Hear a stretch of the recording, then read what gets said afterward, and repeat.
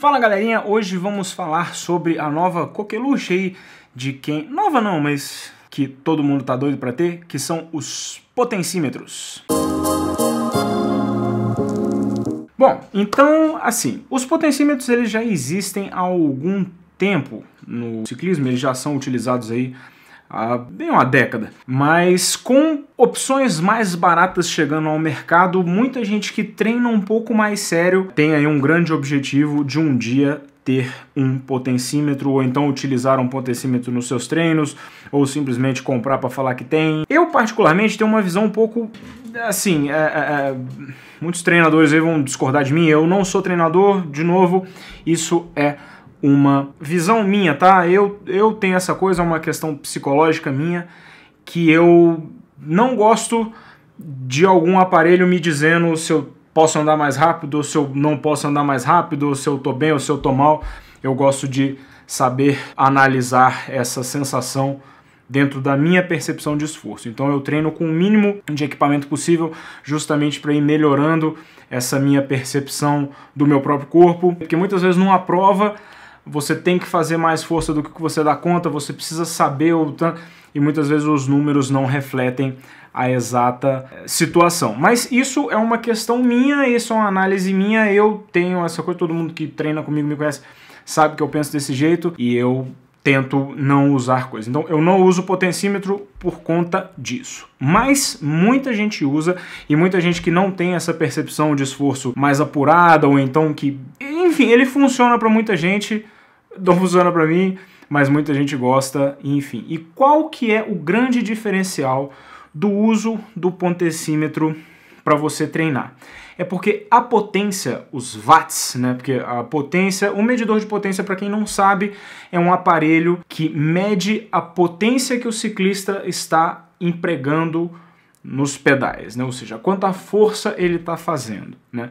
E essa potência é medida em watts, e esse aparelho mostra para o ciclista quantos watts ele está fazendo naquele determinado momento. A diferença, por que essa medida é tão importante e tão utilizada? Porque ela é uma medida absoluta. A força que você está fazendo, a potência que você está gerando, ela é uma medida absoluta, diferente da velocidade, que varia de acordo com a inclinação, com o vento, com tudo. O batimento cardíaco varia também de acordo com você tá... Apesar do que muita gente prefere utilizar o batimento cardíaco do que a potência. Mas o batimento cardíaco varia, se você estiver cansado, o seu batimento cardíaco vai estar mais baixo, se você tiver tomado muito café antes, seu batimento cardíaco vai estar mais elevado. Enfim, existem vários fatores que influenciam no batimento cardíaco. A potência é um número absoluto. Então se o seu treinador virar para você e falar assim, bom, você vai botar 200 watts de potência durante 15 minutos. Aí você vai lá, bota seus 200 watts de potência, se subir, se descer, se bater vento, se qualquer coisa, você vai manter essa força constante. Se ele te falar em velocidade, você vai manter 40 km por hora durante 15 minutos. Se estiver descendo vai ser fácil, se estiver subindo vai ser difícil, se tiver vento contra, esses 40 km por hora fica muito vago. E a questão do batimento cardíaco também tem essa questão da variação. 200 watts vai ser sempre 200 watts. Por isso que se utiliza tanto, se quer utilizar tanto o potencímetro, porque é um valor absoluto. Para explicar como é que o potencímetro funciona, existem alguns conceitos. Primeiro, a fórmula da potência. A fórmula da potência é uma multiplicação entre a força exercida pela distância exercida, então você multiplica. Esta é a fórmula da potência. Para medir a força, geralmente eles utilizam a unidade de medida Newton-metro, ou aquela sigla NM, que é uma sigla tipo assim, NM. Então, para chegar nessa medida, eles pegam um metal, é um material que se chama extensômetro. Esse extensômetro, quanto mais força você faz nele, mais ele vai aumentando a sua resistência.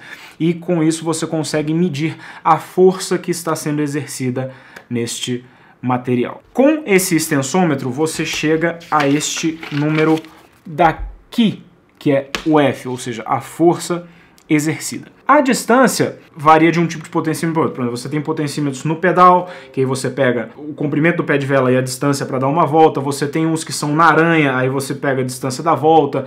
enfim, varia de acordo com o tipo de pé de vela, mas geralmente você pega este círculo que ele faz e o tamanho do círculo para você ter a distância. E o tempo no ciclismo, que é o último fator aqui, então a distância você já tem, de acordo com a volta, e o tempo no ciclismo é dito de acordo com a cadência. Aí você tem as formas de medir isso. Alguns medem através de ímãs, cada vez que ele dá uma volta, o ímã gera uma correntezinha elétrica lá, conta uma volta. Alguns têm um acelerômetro interno, tal, enfim, tem várias formas de se medir cadência, isso é até bem mais comum do que os potencímetros, os medidores de cadência. Então você tem a força vezes a distância, divide pelo tempo e você chega à potência, e essa potência é dada em watts.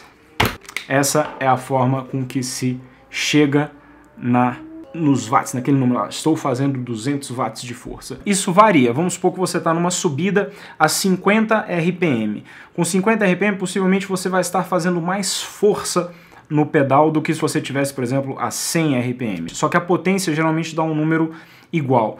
Mesmo você com a cadência mais baixa fazendo mais força, o que acontece? O tempo para você dar uma volta aumenta quando você está com uma cadência menor. Então o número que você divide é maior, então a potência fica igual do que o número que você está. Vamos supor que você está fazendo 50 newtons, aqui você tem, vamos botar a distância igual a 1, que é a mesma distância de sempre, e você demora 2 segundos para dar uma volta no pedal. Ou seja, 50 vezes 1 daria 25, essa coisa aqui. Então vamos colocar um valor hipotético de watts, tá? 25 é muito pouco. Se você teria a outra situação, que você estivesse exercendo 25 de força, vamos colocar com 100 RPM, metade da força, né?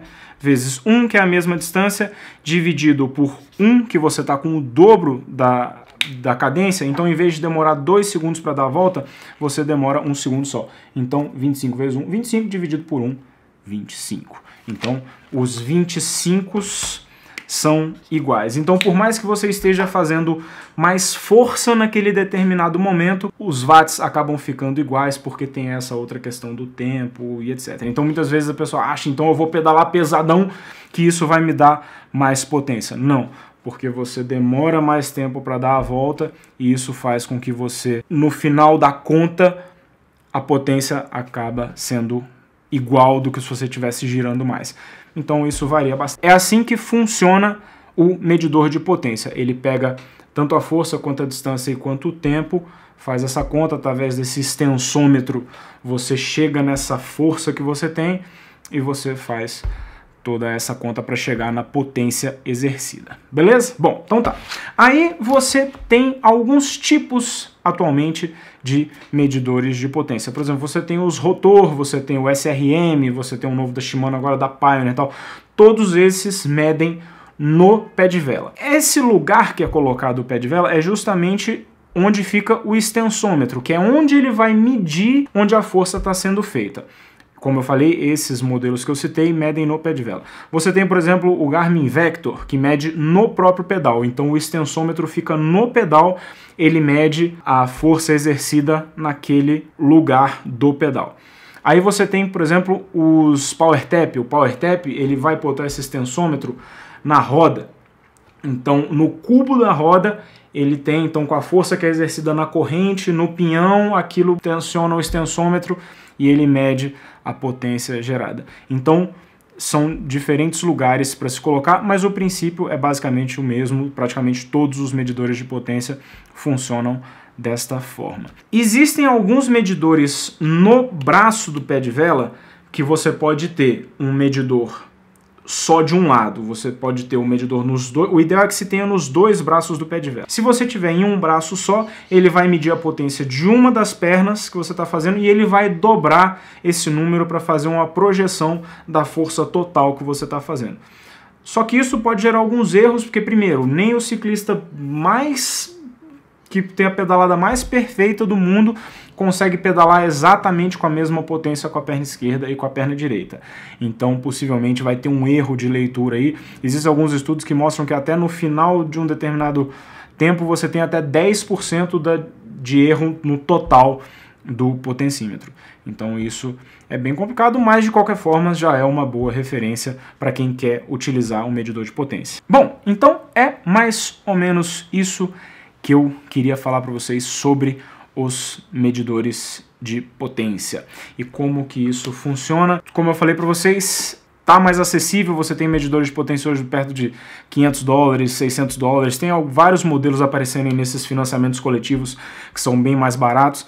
Então, como eu falei, não funciona muito bem para mim, porque eu acho errado você depender tanto assim de um número. Tem gente que se acaba a bateria do potencímetro, ele vai embora para casa, porque ele não dá conta de pedalar mais seu potencímetro. O cara pedala olhando pro potencímetro, assim, ele não olha nem pra rua para saber o que está acontecendo. Não acho isso tão legal, acho que você tem que ter uma percepção do seu próprio esforço além do potencímetro. Mas, de qualquer forma, muita gente gosta, então tá aí explicando como é que funciona. Beleza? Bom, mais tarde eu vou falar mais algumas noticiazinhas, então é isso aí, até daqui a pouco. Então, galera, sexta-feira à noite, pós-treino lá na Pratique Movimento. Sexta-feira à noite de quê? Gravar e editar vídeo. Essa é a minha vida. Mas enfim, só para trazer as notícias aqui das provas, tá rolando tanto a volta da Andalúcia e o Tour de Oman. O Tour de Oman já vem falado, a volta de Andalúcia também. O Tamó arranca rabo lá entre o Alberto Contador e o Alejandro Valverde.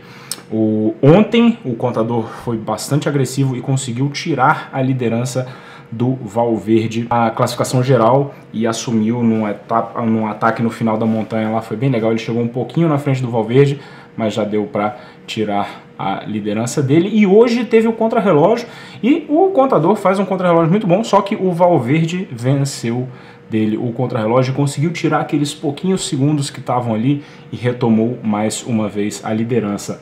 Agora, neste momento, o Valverde na classificação geral está apenas 1 segundo na frente de Contador. Então essa briga aí vai ser boa nos próximos dias. E no Tour de Oman, depois de 2 etapas com final em subida, hoje voltamos a ter uma etapa plana e o Alexander Kristoff, que ganhou a primeira etapa, ganhou hoje também num sprint bem bonito. Então é isso das competições. Bom, só um recadinho aqui. Um seguidor nosso, o Daniel Camilo, mandou um e-mail pra gente aqui, pra mim e pra uma minha. Primeiro ele disse que inventou um e-mail meu, ele acertou inclusive. Ele mandou no e-mail do site, criou um e-mail pra ver se acertava o meu, ele acertou, parabéns aí pelo chute. E ele mandou um e-mail contando um pouco da história dele, ele tá passando por um momento complicado aqui, não cabe falar sobre isso abertamente aqui. Mas Daniel, eu e Maminha, a gente recebeu o seu e-mail, que bom que a gente está conseguindo te ajudar dessa forma e obrigado por compartilhar isso, que é sempre muito bom a gente saber que a gente impacta as pessoas desse jeito, beleza? Mandando só um recado aí para você e obrigado pelo e-mail, mandei para Maminha também ficou emocionado e é isso aí, sigamos o trabalho, beleza? Então é isso, galera, dá o like aí no vídeo, se inscrevam no canal e deixa seus comentários aí sobre os assuntos de hoje, tranquilo? Então é isso aí, falou, bom final de semana pra vocês, abraço!